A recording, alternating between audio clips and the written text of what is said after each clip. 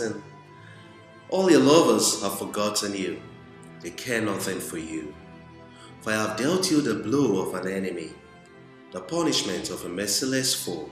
In the 6th book of Homer's Iliad, Sisyphus, the son of Aeolus, was punished for eternity because he dared to tie death down and eventually cheated death twice.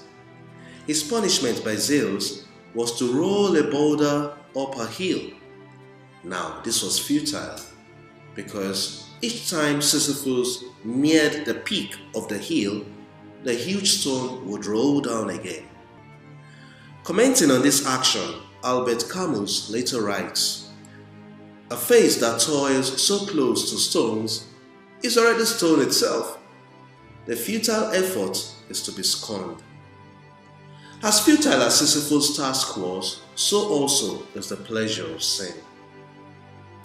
Our verse of interest, Jeremiah 30:14, was originally addressed to northern Israel. The wounds which the prophet speaks of are Zion's. Israel's lovers were her political friends, like Egypt and Assyria, who should have helped her in her time of difficulty. But they all deserted her and left her to her fate.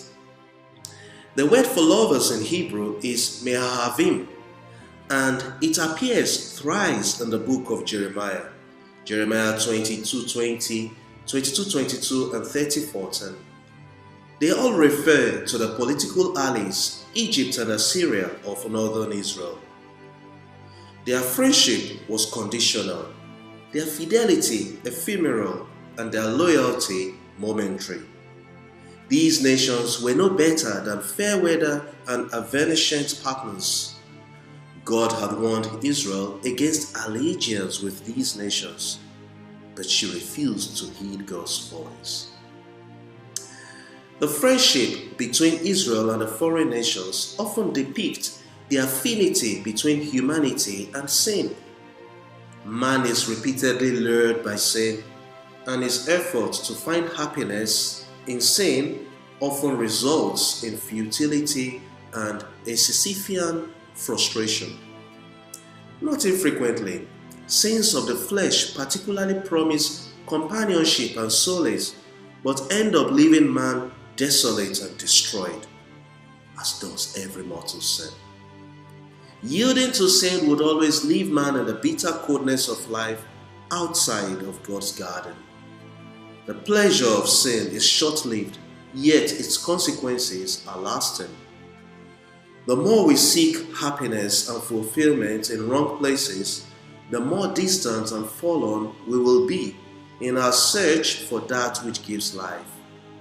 However, there is something that can never be futile: our cooperation with God's grace. May we be able to say with St. Paul, "His grace in me has not been futile." 1 Corinthians 15:10. One with God is a majority. Shalom. God bless you.